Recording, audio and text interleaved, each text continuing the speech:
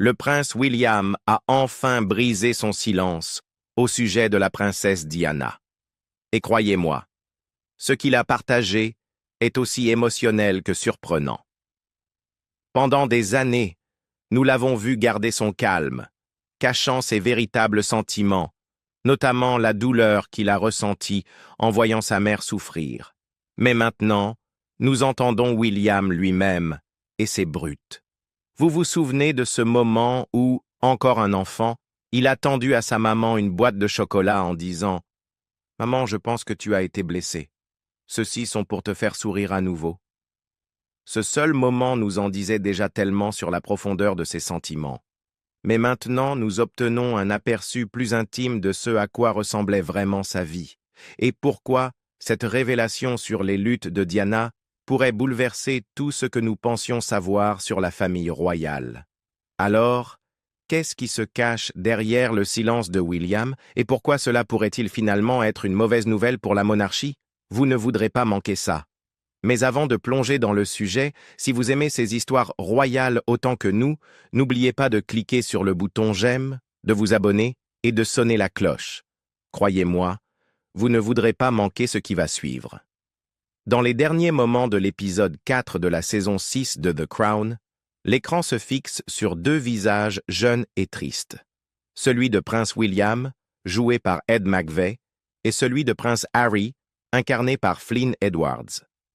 Les frères marchent en procession solennelle derrière le cercueil de leur mère, la princesse Diana, leurs pas résonnant dans les rues de Londres.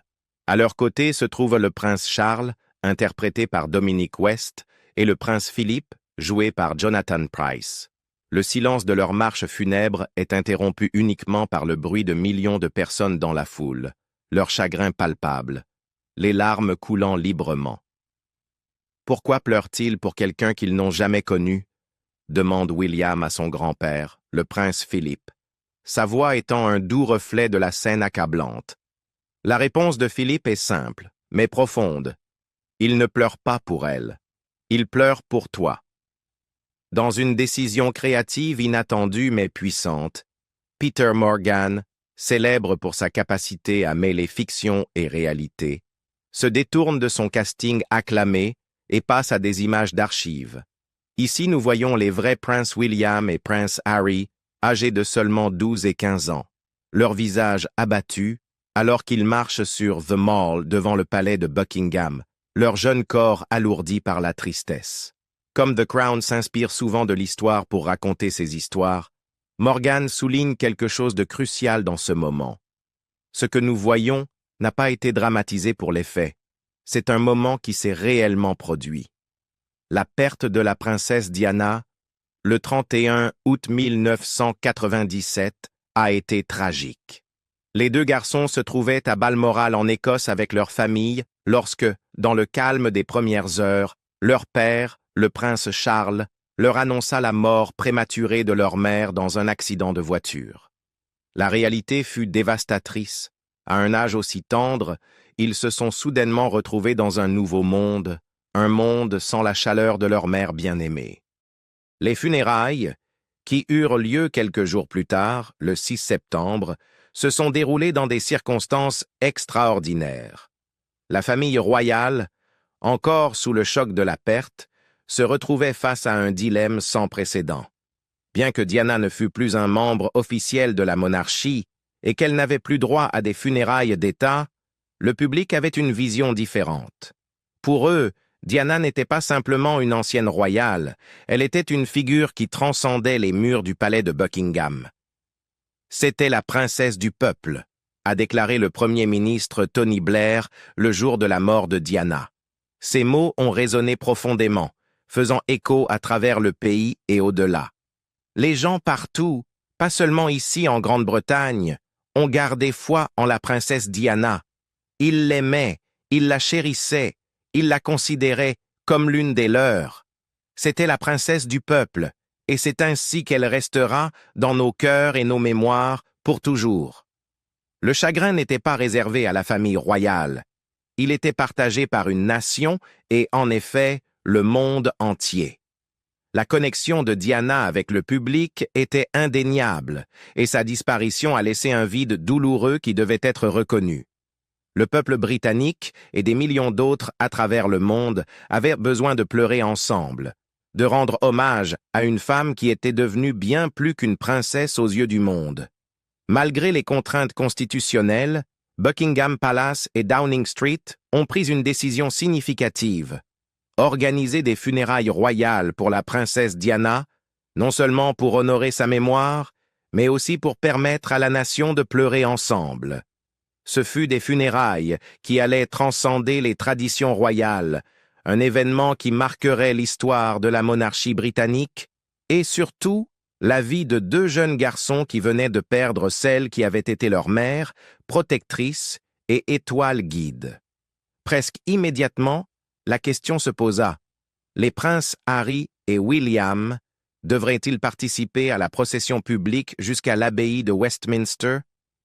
La famille royale hésitait d'abord à exposer les deux garçons, encore en plein chagrin, à un tel spectacle public.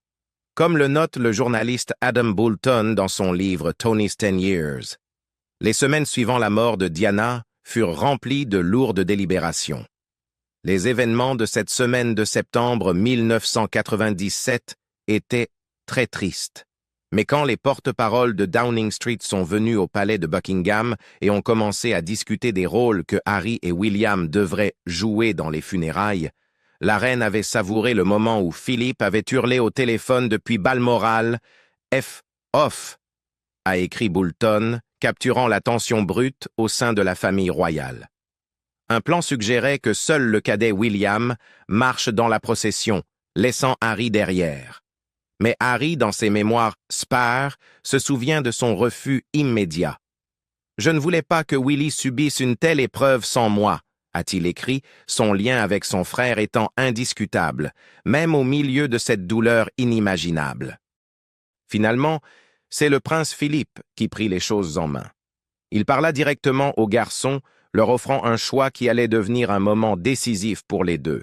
« Je marcherai si vous marchez », leur aurait-il dit.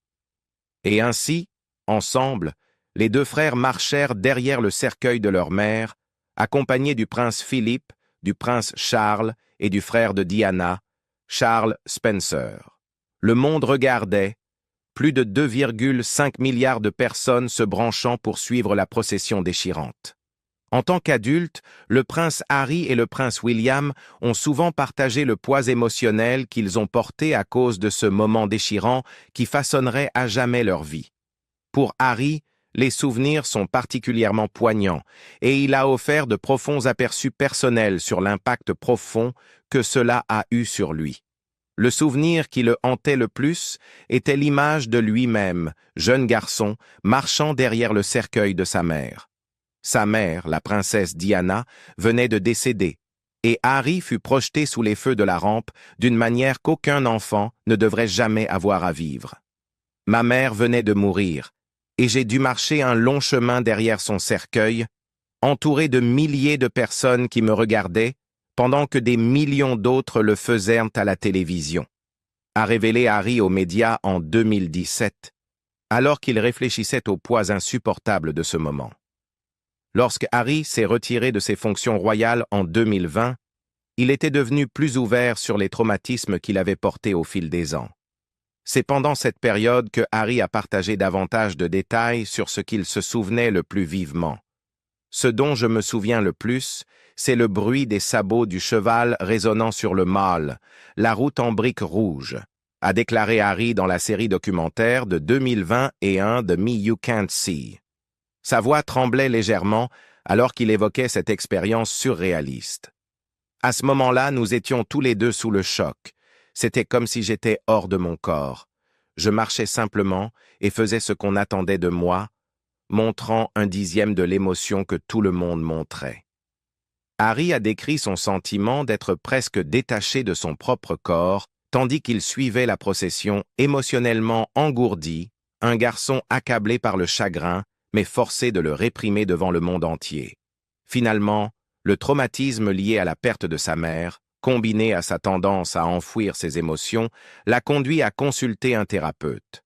Ce fut un long chemin d'introspection et de guérison qu'il partagerait plus tard avec le public.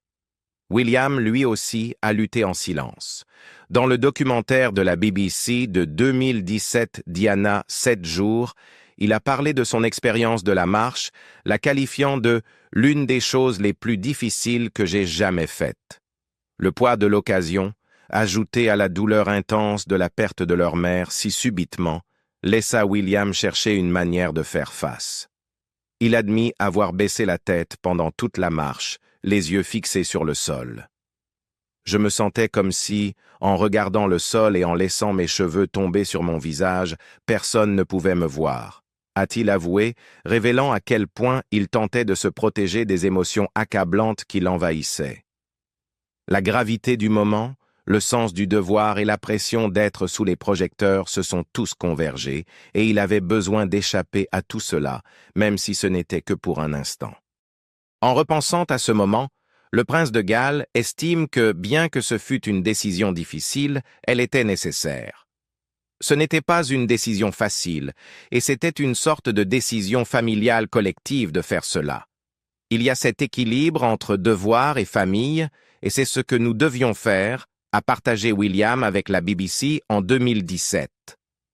Ces paroles reflètent la complexité de la situation.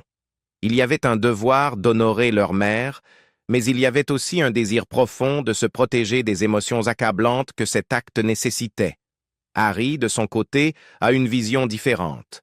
« Je ne pense pas qu'aucun enfant ne devrait être obligé de faire ça, en aucune circonstance », a-t-il déclaré, sa voix remplie de conviction. Cette déclaration en dit long sur l'impact durable que ce moment a eu sur lui. « Je ne pense pas que cela arriverait aujourd'hui », a-t-il ajouté, suggérant que la famille royale, et le public en général, ne mettraient plus jamais des enfants dans une position aussi douloureuse. C'est une perspective façonnée par ses propres expériences qui, comme il l'a plus tard admis, ont laissé des cicatrices qu'il a fallu des années pour guérir. Le comte Spencer, le frère de Diana, a également exprimé son opinion sur la décision, la qualifiant de bizarre et cruelle.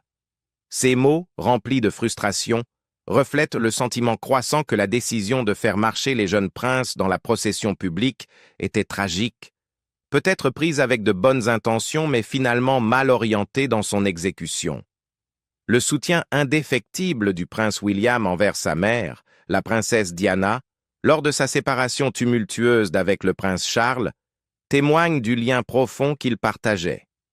Malgré le tumulte public entourant le mariage de ses parents, la priorité de Diana a toujours été ses enfants, et elle est restée farouchement protectrice envers eux-mêmes lorsque sa relation avec Charles s'effondrait. Diana, dans un moment de défi silencieux, dit à Charles que si leur mariage devait prendre fin, ce serait à cause de lui, et non d'elle. Elle refusa de partir de son propre chef, restant fermement résolue. Lorsque la séparation devint inévitable, elle fut marquée par une dispute houleuse au sujet d'un week-end en famille que Charles avait prévu, auquel Diana refusa de participer. Cela fut la goutte d'eau qui fit déborder le vase. L'annonce de la séparation de la famille royale en décembre 1992, faite par le Premier ministre John Major, confirma la fin du mariage. La rupture fut décrite comme amicale, mais dans les coulisses, il était clair qu'il n'y avait rien de facile à ce sujet. Au milieu de cette douleur, Diana eut une conversation ouverte avec William, qui n'avait que 12 ans à l'époque. Lors d'une visite à son école, Diana lui révéla la triste vérité sur les raisons de leur divorce. « Nous étions 3 dans ce mariage », lui dit-elle, expliquant que la pression des médias et l'infidélité de Charles avec Camilla avaient été des poids insurmontables. William, toujours aussi perspicace, comprenait plus que la plupart des enfants de son âge, mais sa réponse fut profondément émotive. Il offrit à sa mère une boîte de chocolat et lui dit « Maman, je pense que tu as été blessée. Ceux-ci sont pour te faire sourire à nouveau. » Ce fut un moment d'amour pur et de compréhension de la part d'un fils pour sa mère. La situation se compliqua encore, lorsque Diana dut faire face à la perspective de perdre son titre de HRH, un symbole de sa connexion à la famille royale. Mais lors d'un échange profondément émotionnel, William, alors âgé de 14 ans, rassura sa mère en lui disant que son titre n'avait pas d'importance pour lui. Il lui dit « Ne t'inquiète pas, maman, je te le rendrai un jour quand je serai roi. » Ces paroles arrachèrent des larmes à Diana, et elle trouva du réconfort en sachant que son fils, bien que jeune, comprenait la complexité de la situation et les sacrifices qu'elle faisait. Bien que The Crown, la série populaire qui dramatise des événements réels, soit souvent critiquée pour avoir sensationnalisé certains moments de l'histoire, cet épisode particulier porte un poids indéniable de tristesse et de vérité. La perte tragique de la princesse Diana, le tourment émotionnel enduré par ses enfants et le contrôle public intense qu'ils ont subi se sont tous réunis dans un moment que ni Harry ni William ne pourront jamais oublier. C'était un acte motivé par le devoir, un acte qui venait avec un poids immense et une responsabilité, mais il est aussi devenu une source de traumatisme émotionnel profond qui résonnerait tout au long de leur vie, obligeant le prince Harry et le prince William à affronter leur douleur de manière qu'ils n'auraient jamais pu anticiper.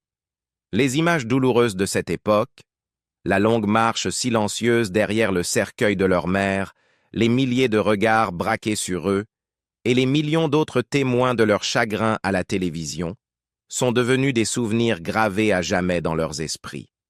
Cependant, au milieu de ce traumatisme, la princesse Diana, leur mère, leur avait montré un exemple de force, de compassion et un engagement profond envers des causes qui façonneraient leur avenir. Son héritage de gentillesse et de service envers les autres est resté une lumière directrice pour ses fils, même après son tragique et prématuré décès. Le prince William, en particulier, a souvent réfléchi sur les puissantes leçons que sa mère lui avait transmises durant sa vie, des leçons qui sont restées avec lui au fil des années. Il a partagé comment ses actions et la manière dont elle vivait sa vie, même pendant son enfance, ont eu un impact profond sur lui. La princesse Diana était une femme qui donnait sans relâche à des causes qui lui étaient chères, de la sensibilisation au VIH et au sida, à son dévouement pour aider les enfants dans le besoin. Son exemple était celui que ses enfants, en particulier William, porteraient avec eux, alors qu'ils naviguaient dans les complexités de leur propre vie et de leurs devoirs royaux. L'engagement de William à aider les autres, en particulier ceux qui sont vulnérables et oubliés, peut être directement lié à l'influence de sa mère. La princesse Diana croyait toujours en l'utilisation de sa plateforme pour attirer l'attention sur ceux qui n'avaient pas de voix, et ce sens de la responsabilité est quelque chose que William a embrassé à mesure qu'il mûrissait dans son rôle. Cela se voit dans le travail qu'il accomplit aujourd'hui, notamment à travers son initiative Homewards, qui cherche à résoudre la crise dévastatrice du sans-abrisme qui balaie actuellement le Royaume-Uni. Le pays, comme l'a souligné William, fait face à la pire crise du sans-abrisme de mémoire d'homme. Plus de 350 000 personnes en Grande-Bretagne vivent actuellement sans logement permanent et les chiffres ne cessent d'augmenter. L'ampleur de cette crise pesait lourdement sur William et il a décidé qu'il était temps d'agir. Dans la première partie de son documentaire en 2 parties, Prince William, We Can End Homelessness, diffusé le 30 octobre 2023, William a ouvertement parlé de la situation dramatique et de son désir de changer le récit autour du sans-abrisme. Je pense qu'il est vraiment important que nous puissions essayer de changer et de traiter le récit autour du sans-abrisme, a-t-il déclaré, son ton sincère et déterminé. Les gens vivent avec cela. Nous le voyons tous les jours dans nos vies. C'est quelque chose que je veux remettre en question. Ces mots reflétaient une profonde conscience du problème et une détermination sans faille à prendre en charge une cause trop souvent ignorée ou incomprise. Pour William, il ne s'agissait pas seulement de sensibiliser. Il s'agissait d'utiliser sa position, sa plateforme et sa voix pour faire une différence tangible. Il croit fermement que le pouvoir de son statut royal doit être utilisé pour le bien, pour traiter des problèmes comme le sans-abrisme et pour créer un changement réel et durable dans la vie de ceux qui en ont le plus besoin. L'initiative Homewards, lancée par William en juin 2023, fait partie d'un plan quinquennal avec une mission audacieuse. rendre le sans-abrisme rare, bref et non récurrent. C'est un projet ambitieux, qui appelle à des solutions innovantes et une approche collaborative entre les organismes gouvernementaux, les organisations caritatives et la communauté. Le documentaire a permis aux téléspectateurs d'avoir un aperçu de la première année de cette initiative, montrant les étapes que William a déjà franchies et les défis qu'il a rencontrés en cours de route. Je pense qu'avec ma position et ma plateforme, je devrais apporter du changement. A partagé William devant la caméra, ces mots portant le poids de la responsabilité qu'il ressent. C'est quelque chose que je dois faire, a-t-il poursuivi, une détermination calme dans la voix. Son engagement à lutter contre la crise du sans-abrisme n'est pas seulement une mission personnelle, c'est un reflet des valeurs qu'il a apprises de sa mère, qui était toujours une championne pour les opprimés. La capacité de la princesse Diana à défier le statu quo, à se battre pour les sans-voix et à prendre soin de ceux qui étaient souvent ignorés par la société a clairement influencé la voix de William.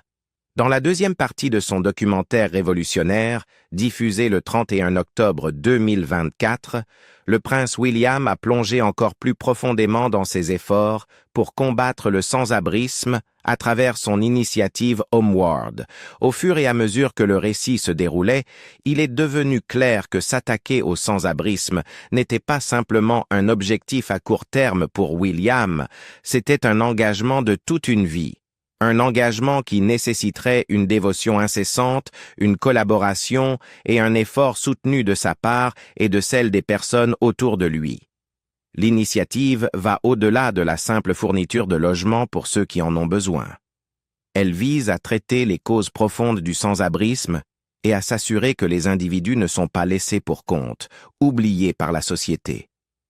En réfléchissant à l'influence profonde de sa mère, William a rappelé comment la princesse Diana s'était assurée que ses enfants comprennent les réalités de la vie au-delà des murs du palais. Elle s'est assurée que quand nous grandirions, la vie en dehors des murs du palais serait réelle, tu sais, pas juste une déclaration, a-t-il partagé dans le documentaire. C'était un fait réel, et c'est drôle de voir comment le temps revient, n'est-ce pas? Aujourd'hui, en tant que père, William transmet ses leçons à ses propres enfants. Le prince George, 11 ans, la princesse Charlotte, 9 ans, et le prince Louis, 6 ans, qu'il a avec son épouse Kate Middleton. Quand j'étais tout petit, ma mère a commencé à parler du sans-abrisme, tout comme je le fais maintenant avec mes enfants lors du trajet scolaire, a-t-il dit. On voyait des gens dans la rue. Tu sais, quand tu es si petit, tu es curieux, et tu essaies un peu de comprendre ce qui se passe. Tu poses juste la question comme « Eh bien, pourquoi sont-ils assis là ?» Et ma mère nous parlait un peu de pourquoi ils étaient là. Et cela a eu un impact vraiment important. Au fur et à mesure que William grandissait dans son rôle royal, il réfléchissait à la manière dont sa position et sa plateforme pouvaient être utilisées pour provoquer un changement significatif. J'ai lentement essayé de comprendre ce que je pouvais apporter au rôle et à la plateforme que j'ai, a-t-il expliqué. Qu'est-ce que je pense qui fonctionne? Qu'est-ce que je pense que les gens veulent te voir de ma part? Et j'ai pris une inspiration et des conseils de ce que ma mère faisait, notamment avec le sans-abrisme. Et cela a grandi au cours des dernières années. Dans d'autres moments du documentaire, le futur roi a été franc sur son propre privilège. N'ayant jamais connu la vie sans domicile et ayant vécu dans des résidences royales tout au long de sa vie, William a reconnu le contraste immense entre sa vie et celle de ceux qui luttent contre le sans-abrisme. La maison qu'il partage avec Kate et leurs enfants, Adelaide Cottage, est modeste par rapport à la grandeur d'autres propriétés royales avec seulement 4 chambres. Cependant, elle reste extraordinaire en termes de privilèges. Quand tu rencontres des personnes sans abri, que tu leur parles et que tu comprends, au moins, je ne peux pas prétendre comprendre le sans-abrisme, a déclaré William avec un ton qui reflétait une profonde prise de conscience de son propre privilège. Mais tu vois juste dans leurs yeux et la façon dont ils parlent, la douleur et le parcours qu'ils ont traversé et comment ils portent ce fardeau énorme avec eux. L'impact émotionnel d'entendre ces histoires était quelque chose que William ne pouvait ignorer. J'ai passé assez de temps à apprendre et à écouter ce que les gens ont vécu pour me sentir presque coupable à chaque fois que je pars, que je n'en fais pas plus pour aider. Et je me sens obligé d'agir parce que je ne veux pas simplement en parler, a-t-il avoué. Je ne veux pas simplement écouter. Je veux réellement voir quelqu'un sourire parce que sa vie a été améliorée. Donc, construire un projet est la seule manière que je vois actuellement pour essayer d'alléger et d'aider les gens qui se trouvent dans une situation beaucoup moins favorable ou très difficile. La mission de William avec Homewords repose sur l'autonomisation et la transformation. Notre éthique entière repose sur l'autonomisation de ceux qui sont déjà sur le terrain et leur donner les outils, l'expertise, les ressources, le financement afin que cela puisse être un programme transformateur, a-t-il expliqué. Il est déterminé à aider ceux qui font déjà une différence, leur fournissant le soutien nécessaire pour amplifier leur impact. L'initiative a commencé avec 6 lieux clés. Et William a exposé des objectifs ambitieux pour les 12 premiers mois. Établir des partenariats et des réseaux dans ces zones et commencer à mettre en œuvre de vraies solutions à la crise du sans-abrisme. Au cours des 12 premiers mois, nous souhaitons établir des partenariats et des réseaux dans ces lieux. Nous voulons que les solutions commencent à arriver, a-t-il déclaré. L'ambition ultime est de prouver que le sans-abrisme est un problème qui peut être résolu et qu'il peut être prévenu et qu'il ne doit pas être aussi important ou aussi grave qu'il ne l'est actuellement. Face à des défis accablants, William reste résolu. Sa vision de l'initiative Homewords n'est pas seulement de traiter le sans-abrisme dans le présent, mais de créer un changement durable et de prouver qu'avec les bonnes ressources et une dédication sans faille, le sans-abrisme peut devenir rare, bref et non répété. Sa mère, la princesse Diana, n'est peut-être plus à ses côtés, mais son exemple continue de l'inspirer à défendre ceux qui en ont le plus besoin, tout comme elle l'a fait de son vivant. Dans la première partie du documentaire Prince William, We Can End Homelessness, le récit se déroule avec de nombreuses voix contribuant à la conversation autour du sans-abrisme, créant une riche tapisserie de perspectives. Parmi celles qui interviennent, on trouve Sabrina Cohen-Hatton, qui travaille en étroite collaboration avec le prince William sur son initiative Homewords. L'histoire de Sabrina est puissante. Elle a elle-même vécu dans la rue, mais sa résilience et sa détermination l'ont conduite à devenir la chef des pompiers du West Sussex Fire and Rescue Service. Sa voix ajoute une couche unique au documentaire, alors qu'elle souligne l'importance de l'empathie et de la compréhension, indépendamment de l'expérience personnelle avec le sans-abrisme.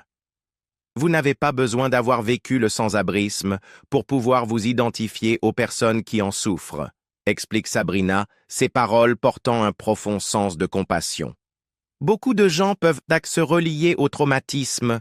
Beaucoup de gens peuvent se relier à la rupture familiale et à la perte, et je pense que le prince, sa capacité à se relier aux gens à ce niveau humain, est due à certaines des expériences qu'il a lui-même vécues. La déclaration de Sabrina met non seulement en lumière l'universalité de la souffrance humaine, mais souligne aussi comment la propre vie de William et ses défis ont façonné son désir de provoquer un changement significatif dans le monde. En plus de Sabrina, Safia Saïd, une militante communautaire, prête sa voix au documentaire. Elle travaille aux côtés de William pour aborder la hausse du sans-abrisme au Royaume-Uni. Les mots de Safia sont à la fois encourageants et inspirants, alors qu'elle défend l'importance de l'action, quel que soit le parcours ou le statut de chacun. Les gens qui critiquent le prince William et disent qu'une personne qui vit dans des châteaux et des palais ne comprend pas le sans-abrisme.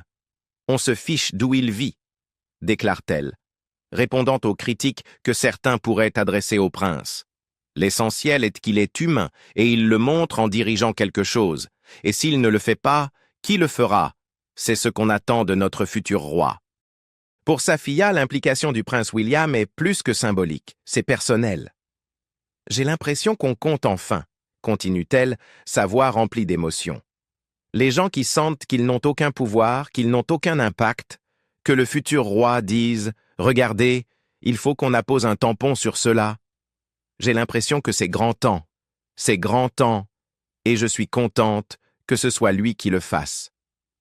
Dans ces mots, on peut entendre l'espoir et le sentiment d'autonomisation qui surgissent lorsqu'une personne en position de pouvoir prend position pour ceux qui ont été oubliés par la société. À mesure que le documentaire progresse, les réflexions de William offrent un aperçu de la force motrice derrière son travail. Dans un moment de franchise, il explique « Je pense que tout le monde ayant droit à un foyer sûr et stable nous bénéficie tous. Je viens sans autre agenda que celui d'essayer désespérément d'aider ceux qui sont dans le besoin. Et je vois cela comme faisant partie de mon rôle. Pourquoi serais-je là si je n'utilise pas mon rôle correctement pour influencer et aider les gens où je le peux? Et j'aime les grands défis. J'aime ça. Mais je ne peux pas le faire seul. » Les mots de William révèlent non seulement son sens du devoir, mais aussi sa conscience de l'ampleur de la tâche qui l'attend. Il sait que résoudre le problème du sans-abrisme n'est pas une mince affaire, et qu'il faudra la collaboration de nombreuses voix, communautés et organisations travaillant ensemble vers un objectif commun. C'est ambitieux, c'est grand, admet-il, reconnaissant l'ampleur du projet. Ça va être beaucoup de travail.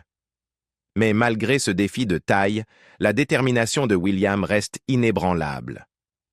Je ne crois pas qu'on devrait vivre avec le sans-abrisme au XXIe siècle, dit-il, son ton résolu. À un moment donné, il faut dire « c'est bon, allons-y, on va vraiment faire quelque chose qui va faire une différence dans la vie des gens ». Ces paroles portent le poids de la conviction alors qu'il avance avec l'initiative Homewards, déterminé à avoir un impact durable. Voilà, le silence du prince William est brisé, et cela pourrait bien tout changer sur ce que nous pensions savoir de la famille royale. Qu'en pensez-vous? Était-ce le bon moment pour lui de s'exprimer? Faites-nous part de vos réflexions dans les commentaires ci-dessous. Et si vous souhaitez plus d'informations royales et de révélations choquantes, n'oubliez pas de liker cette vidéo, de vous abonner et d'activer les notifications pour ne jamais manquer de mises à jour. Merci d'avoir regardé et à la prochaine.